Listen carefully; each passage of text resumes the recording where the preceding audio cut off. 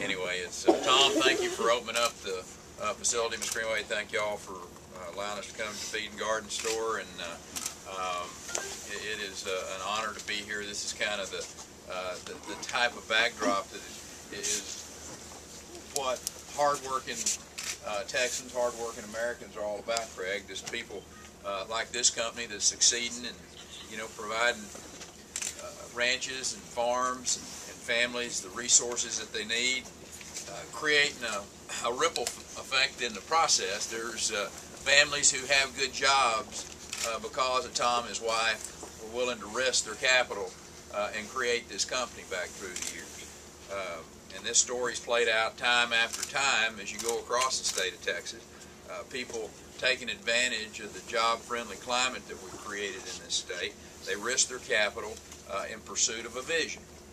And you know, the fact is Texas is better off than almost any other state in the nation economically. And it's because of the years of disciplined conservative leadership that we've seen from people like Senator Estes and his colleagues in Austin, Texas. You know, in just a few short weeks, Republicans are going to decide who they want to lead this state again. And in the process, we're going to send a message to the rest of the country, kind of like Massachusetts did a couple of weeks ago. And, you know,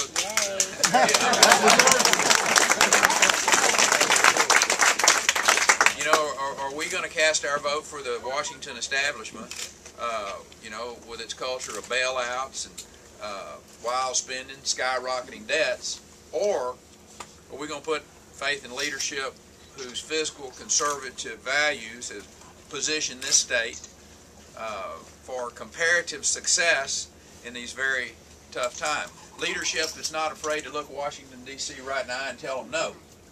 And we don't mind doing that, whether they're trying to force unemployment insurance down here with strings attached or whether it's trying to take over our education system. We don't mind telling them Washington, D.C. no.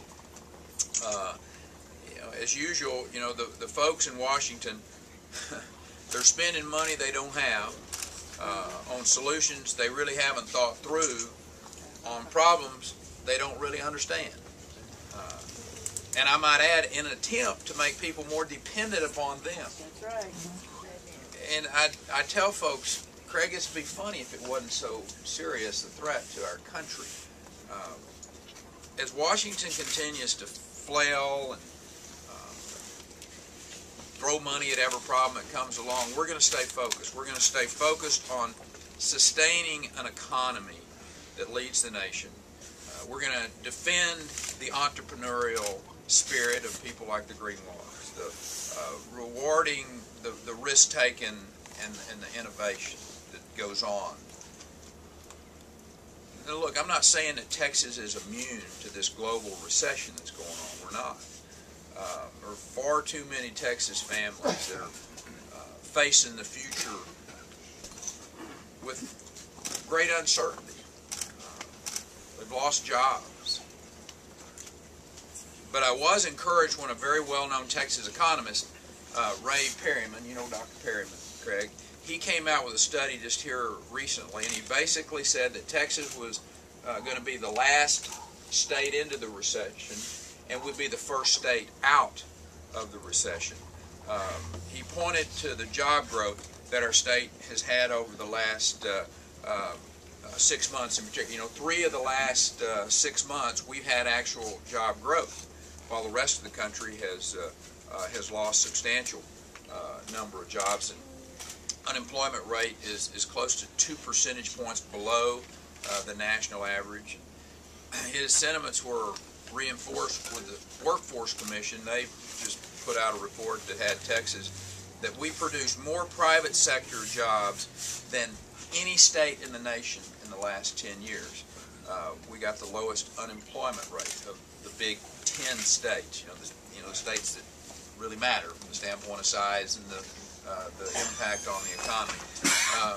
You look at Forbes magazine, they talked about our debt level, and we've got the lowest debt level of any of the big 10 states. And these are really remarkable numbers, and they indicate that our economy's got a strong core to it.